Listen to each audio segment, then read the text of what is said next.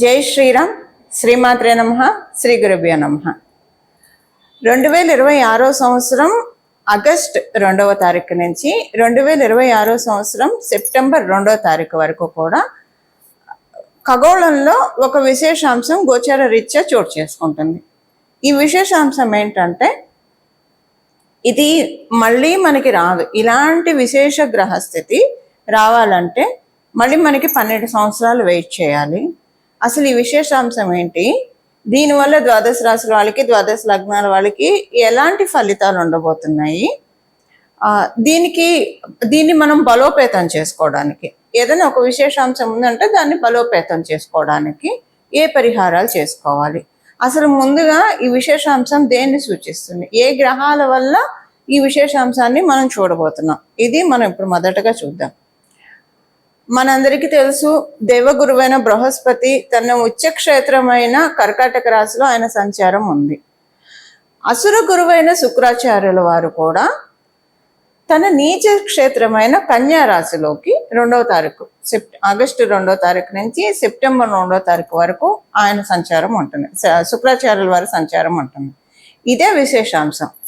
ఇద్దరు గురువర్యులే, ఒకరు అసురు గురువు, ఒకరు దేవగురువు. ఒకరేమో ఉచ్చ స్థానంలో ఉండడం, ఒకరు నీచ స్థానంలో ఉండడం. ఇది అంటే ప్రతి సంవత్సరం కూడా శుక్రాచార్యుల వారు కన్యా రాశిలోకి ఒక నెల ఆయన సంచారం ఉంటుంది, శుక్రాచార్యుల వారి సంచారం ఉంటుంది. కాకపోతే ఇప్పుడు దేవగురువైన బృహస్పతి అంటే ఒక గురువు ఉచ్చ రాశిలో ఉండడం, ఒక గురువు నీచ రాశిలో ఉండడం, ఇది ఎలాంటి ఇంపాక్ట్ సూచిస్తుంది. ఇది నిజంగా ఒక చాలా విశేషాంశము. మళ్ళీ మనకి ఇలాంటిది గురు భగవానుడు మళ్ళీ గురుదేవులు వారు మళ్ళీ కర్కాటక రాశిలోకి రావడానికి 12 సంవత్సరాలు పడుతుంది. కర్కాటక రాశి నుంచి జరిగిపోయాక మళ్ళీ మనకి ఈ 1 మంత్ ఉండే ఇది ఈ విశేషాంశం చూడటానికి మనం 12 సంవత్సరాలు వేచి ఉండాలి. అప్పుడు మళ్ళీ మనకు వస్తుంది. అసలు ఏంటండి ఈ విశేషాంశం వల్ల మనకి ఏంటి లాభము? మనకి గురు భగవానుడు ఉచ్చ స్థానంలో ఉండడం వల్ల, అంటే శుక్రాచార్యుల వారు నీచ పొంది ఉన్నారు కదా, అది ఎలా ప్లస్ అవుతుంది? ఇద్దరు ఉచ్చ స్థానాల్లో ఉంటే అప్పుడు అది చాలా ప్లస్ అవుతుంది. మళ్ళీ ఆయన అలా వచ్చినప్పుడు మళ్ళీ మనం మాట్లాడుకుందాం. ఉచ్చ స్థానంలో ఉంటే అది ప్లస్ అవుతుంది. కానీ నీచ స్థానంలో ఉన్నాడు కదా, నీచ స్థానంలో ఉంటే ఎలా ప్లస్ అవుతుందంటే, ఎవరి జాతకంలో అయినా అసలు మనందరికీ కూడా ఒకళ్ళ జాతకం అనేది ఉంది. ప్రతి ఒక్కళ్ళ జాతకానికి శుక్రబలం అనేది అనివార్యం, కావాల్సిందే. శుక్రబలం ఉండడం వల్ల మేజర్ ప్లస్ పాయింట్స్ ముందు మనం తెలుసుకుందాము. చాలా ఈజీ గోయింగ్ నేచర్ ఉంటుంది. ఇది కూడా ఇంత చిన్నదాన్ని చిలువలు పలవలు చేసి పెద్ద సీన్ క్రియేట్ చేసి పెద్ద డ్రామాలు క్రియేట్ చేయడం ఇలా ఉండదు.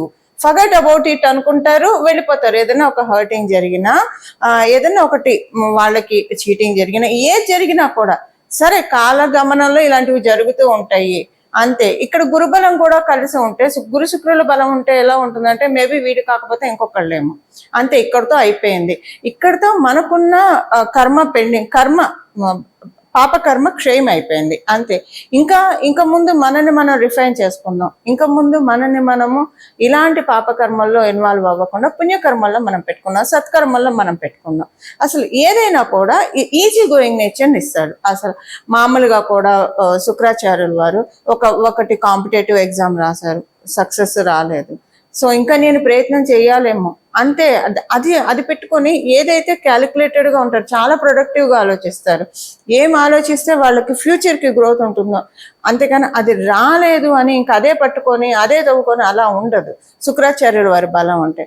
అలాగే ఉద్యోగంలో కావచ్చు, వ్యాపారంలో కావచ్చు, ఎక్కడైనా స్పీడ్ బ్రేకర్లు మనకి రోడ్డుకి ఎంత అవసరమో, స్పీడ్ బ్రేకర్లు లేకపోతే యాక్సిడెంట్స్ అవుతాయి. అలాగా మధ్యలో ఇలాంటి సిచ్యువేషన్స్ మన జీవితంలో వచ్చేది. ఏదైనా కొంచెం వృత్తిలో కావచ్చు, వ్యాపారంలో కావచ్చు, ఒడిదుడుకులు వచ్చాయంటే అదొక స్పీడ్ బ్రేకర్. దేవత మనకు అందిస్తున్న ఆశీస్సులు. ఈ స్పీడ్ బ్రేకర్తో మనం స్లో అయినా తర్వాత నార్మల్గా వెళ్ళిపోతుంది. అక్కడ స్పీడ్ బ్రేకర్ లేకపోతే ఎలాగైతే వాహన ప్రమాదాలు జరుగుతాయో, ఇక్కడ లేకపోతే మేబీ మొత్తానికి ఉన్న యోగం అంతా కొలాప్స్ అయిపోవచ్చు. అందువల్ల ఇలా జరుగుతుంది. అంటే థాట్ ప్రాసెస్ ఇలా ఉంటుంది. ఒక పాజిటివ్ వేలో చూస్తారు, చూసి అయ్యో నాకే నష్టం వచ్చింది, నాకే ఎందుకు కష్టం వచ్చింది, నేనే కష్టపడుతున్నా, ఇలా ఆలోచించరు. ఇలా ఆలోచిస్తూ ఉన్నారంటే జరిగినవి తవ్వుకుంటూ ప్రపంచంలో ఎక్కడ లేని కష్టాలు మనకే ఉన్నట్లు వాళ్ళకే ఉన్నట్లు భావిస్తే ఇది సెనెస్చర్డ్ బ్యాడ్ సెనెస్చర్డ్ ఇన్ఫ్లుయెన్స్ వల్ల ఇలాంటి ప్రాబ్లమ్స్ వస్తాయి. అదేమవుతుందంటే పదే పదే పదే పదే అలా ఆలోచిస్తున్న వాళ్ళు వాళ్ళ జీవితంలో జ్యేష్ఠాదేవిని ఆహ్వానిస్తున్నట్టే. ఆవిడకేంటి ఎప్పుడు దుఃఖంతో కొమిలిపోతూ ఉండడం, జరిగినవి తలుచుకుంటూ ఉండడం, వగచిపోవడం ఉండడము, గోవింద గోవింద గోవింద ఇలాంటివన్నీ ఆవిడకి ఇష్టం. అందువల్ల ఏంటంటే మీరు నన్ను పిలుస్తున్నారా, ఎందుకు మీరు అంత శ్రమపడి పిలవడం, నేనే వస్తాను కదా, కాల్ అవే అని ఆవిడ చెప్తూ ఉంటారు. అలా మనకి అది వద్దు కదా, మనకి కావాల్సిన ఏంటి పరిపూర్ణ శ్రీలక్ష్మి కటాక్షం కదా. అంటే శుక్రాచార్యుల వారి బలం ఎందుకు కావాలి, ఒక డబ్బులు లావిష్ లైఫ్ లగ్జరీ లైఫ్ అని అనుకోకండి. ప్రతి దాంట్లో మనకి సక్సెస్ కావాలంటే మంగళ స్ట్రెంత్ ఉండాలి, కానీ దానికి థాట్ ప్రాసెస్ ఉండాలి కదా. దానికి బుధుడు శుక్రుడు కూడా బలం తోడు వేయాలి. ఎవరికైతే బుధ శుక్రుడు కలిగి ఉంటుందో వైజ్ డెసిషన్స్ తీసుకుంటారు, రైట్ టైంలో రైట్ డెసిషన్స్ తీసుకుంటారు. అనుకుంటారు అసలు ఏం ప్లానింగ్ చేశారా వాళ్ళు, ఎంత చక్కగా ఎదిగారా లైఫ్లో, అలా అనుకుంటాను చూసారా. అది బుధ శుక్రుల బలం ఉంటేనే అంటారు. సో అందులో శుక్రాచార్యుల వారి బలము గోచారంలో గోచారంలో నీచపడి ఉన్నాడు కాబట్టి, ఎప్పుడు నీచపడితే మనం బలం పెంచుకోవాలంటే అవ్వదండి. మీ జన్మజాతకంలో ఒకవేళ నీచులో ఉంటే ఇది ఇంకా ప్లస్ అవుతుంది. మీ జన్మజాతకంలో శుక్రాచార్యుల వారు లగ్న చాట్లో కానీ నవాంశ చాట్లో కానీ నీచపడి ఉన్నారంటే ఇప్పుడు మీరు దాన్ని కరెక్ట్ చేసుకోవడానికి కనీసం ఒక 3 to 5 years కరెక్ట్ చేసుకోవడానికి, బలాన్ని పంపించేసుకోవడానికి. ఇప్పుడు మన ఇంట్లో నీళ్ళు రాకపోతే పక్క బిల్డింగ్ వాళ్ళ ఇంట్లో నుంచి చాలా మంది చూగుతా నీళ్లు లాక్కుంటారు. సో ఆ స్కేర్సిటీ వాళ్ళకి అక్కడ తెలియకుండా అలా మనకు గోచారంలో వచ్చేది లాక్కోవడానికి. ఒకవేళ శుక్రాచార్యుల వారి బలం ఉంటే ఇంకా పెరుగుతుంది. ఏమండి మనకి మంచి విషయాలు జరిగితే వద్దని మనం చెప్తామా, చేదా కాదు కదా. సో అలాగా మనకి ఉండడానికి వీటన్నిటికీ కూడా అంటే ఒక మంచి థాట్ ప్రాసెస్ ఇస్తాడు శుక్రాచార్యుల వారు, మంచి థాట్ ప్రాసెస్ ఇస్తాడు, బుద్ధి బలాన్ని ఇస్తాడు. అలా బుద్ధి బలాన్ని ఆయన ఉన్నది కూడా కన్యా రాశిలో కదా, బుద్ధ భగవానుడు రాశి కాబట్టి ఇలా బుద్ధి బలాన్ని, ఇంకా అందరికీ తెలిసిందే మంచి బట్టలు కట్టుకోవాలి, మంచి ఆర్నమెంట్స్ ధరించాలి, చక్కటి ఫుడ్ తినాలి, మంచి ఇంట్లో ఉండాలి. ఇవన్నీ బేసిక్ నీడ్స్ ప్రతి ఒక్కళ్ళకి ఉంటాయి. సో ఇందులో ఆర్నమెంట్స్ పోని పక్కన పెట్టేస్తే మంచి బట్టలు, మంచి తిండి, అలా మంచి ఇంట్లో ఉండడం, ఇదైతే బేసిక్ నీడ్స్ కదండి. తిండి, గూడు, బట్ట అని మనం చెప్తూ ఉంటాం కదా. వీటిని మించి మనకి రావడానికి ఇప్పుడు గురు భగవానుడు ఉచ్చ రాశిలో ఉన్నాడు కాబట్టి నీచ రాశిలో ఉన్న శుక్ర భగవానుడి బలం మనం అందరం పెంపొందించుకోవచ్చు. అంటే మనమందరం కూడా శుక్ర భగవానుడు నీచ రాశిలో ఉన్న మన జన్మ జాతకాల్లో ఉన్న శుక్రుడిని ఒకవేళ బలంగా ఉంటే ఇంకా బలోపేతం చేసుకోవడం. అండ్ మ్యారేజ్ రిలేషన్స్ లో కూడా జీవిత భాగస్వామిని సూచిస్తాడు శుక్రాచార్యుల వారు. సో ప్రతి విషయంలో కూడా వివాహం కాని వాళ్ళకి వివాహం అవ్వాలంటే శుక్రబలం కూడా ఉండాలి, గురుబలం ఉండాలి, శుక్రబలం మేజర్ గా ఉండాలి. ఇలాంటి వాటికి అన్నిటికీ కూడా శుక్రబలం మనకు కావాలి. ఇలా మనం శుక్రబలాన్ని తెచ్చుకోవడానికి this is the right time. అసలు ద్వాదశ రాశుల వాళ్ళకి, ద్వాదశ లగ్నాల వాళ్ళకి ఏ పాయింట్స్ లో ఈ గురు శుక్రుల ఉచ్చ నీచాలు ఇంపాక్ట్ చూపిస్తున్నాయి. పరిహారము అందరికీ ఒకటే పరిహారం ఉంటుంది, అది చేసుకుంటే మనకి స్ట్రెంగ్త్ బాగా పెరుగుతుంది. పరిహారం చివరిలో మనం తెలుసుకుందాం. అసలు ముందుగా ఏ రాశుల వాళ్ళకి ఏమేం చేయాలన్నది ఇప్పుడు మనం చూద్దాం. మకర రాశి మకర లగ్నంలో పుట్టిన వాళ్ళకి మీ రాశికి ఆపోజిట్ లో సప్తమ స్థానంలో దేవగురువైన బృహస్పతి ఉచ్చ స్థానంలో ఉన్నాడు. మీ రాశికి నవమ స్థానంలో అసుర గురువైన శుక్రాచార్యుల వారు, అసుర గురువు మీకు పరిపూర్తి రాజయోగాన్ని ఇచ్చే శుక్రాచార్యుల వారు నవమ స్థానంలో నీచ పొంది ఉన్నారు. ఇదేంటంటే ఇక్కడ మీకు గురుబలం సహజంగానే మకర రాశి మకర లగ్నంలో పుట్టిన వాళ్ళకి మీ జన్మగ్రహ స్థితిలో గురుబలం ఉంటే మినహాయించి గురుబలము తక్కువగా ఉంటుంది మకర రాశి మకర లగ్నంలో పుట్టిన వాళ్ళకి. అంటే మళ్ళీ మీ గ్రహస్థితిలో గురుబలం ఉంటే అది వేరు. ఒకవేళ గురుబలం లేకపోతే పెంపొందించుకోవాల్సి వస్తుంది. ఇప్పుడు గురుబలం పెంపొందించుకుంటే ఏమవుతుంది, అదృష్టం ఉంటుంది, ఆనందం ఉంటుంది, సంతృప్తి ఉంటుంది. అంతే, ఇంతకు మించి ఏం కావాలి జీవితంలో చెప్పండి. ఇవన్నీ సమకూరుతాయి. అయితే మీకేంటంటేనండి, ఇప్పుడు మనం ఒక చిన్న క్యాలిక్యులేషన్స్ చూద్దాం. దేవగురువారు బృహస్పతి మీ రాశిలో నీచ పొందుతాడు. ఇప్పుడు ఆయన మీ రాశికి అపోజిట్ రాశిలో ఉన్నాడు, ఉచ్చ స్థానంలో ఉన్నాడు, చాలా పవర్ఫుల్ సిచ్యువేషన్ లో ఉన్నాడు మీకు గురుబలాన్ని పెంపొందించుకోవడానికి.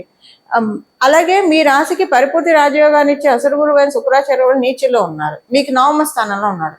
కాలపురుషుడు కుండలిలో నవమ స్థానం ఏమవుతుంది? ధనుసు రాశి అవుతుంది. అంటే ఒక రకంగా చెప్పాలంటే ధనుసు రాశిలో ఉన్నట్లు కొంత కొంత క్యాలిక్యులేట్ అవుతుంది అది. అలాగే కాలపురుషుడు కుండలిలో చతుర్థ స్థానానికి కారకుడు శుక్రాచార్యుల వారని మనకి పరాశర సంహిత చెప్తుంది. సో అంటే ఇక్కడ గురు శుక్రులు ఇద్దరు వైస్ వర్సాలో ఉన్నారు. ఈ వైస్ వర్సాలో ఉన్నారంటే ఇప్పుడు ఆ శుక్రాచార్యుల వారి సమక్షంలో మాకు కూడా కరుణించండి, మా రాశికి ఈ మకర రాశి వాళ్ళని కొంచెం చూడవయ్యా, వాళ్ళకి కాస్త ఆయన చెప్తారు శుక్రాచార్యుల వారు. ఇది మనకి పురాణ స్టోరీస్ ఉంటాయి కొన్ని, తర్వాత దీని గురించి చెప్తాను.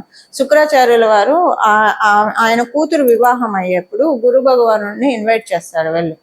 అప్పుడు గురు భగవాన్ అంటారు, అంటే అది మళ్ళీ నేను తర్వాత చెప్తాను, దానికి ఒక కథ ఉంది, అది ఒక వీడియోలో మనం మాట్లాడుకున్నాము. ఆయన అడుగుతాడు, నన్ను ఎందుకు ఇన్వైట్ చేసావంటే మా కుమార్తెకి వివాహము అవ్వడానికి ఇబ్బందులు ఉంటాయి, ఆగిపోవచ్చు, నువ్వు చూస్తూ ఉండు మా అమ్మాయిని, చాలు, వివాహం అయిపోతుంది. చల్లని చూపు, గురు భగవానుడి చల్లని చూపు పడితే చాలు, ఎక్కడ పడితే అక్కడ బంగారం అవుతుంది తెలుసా.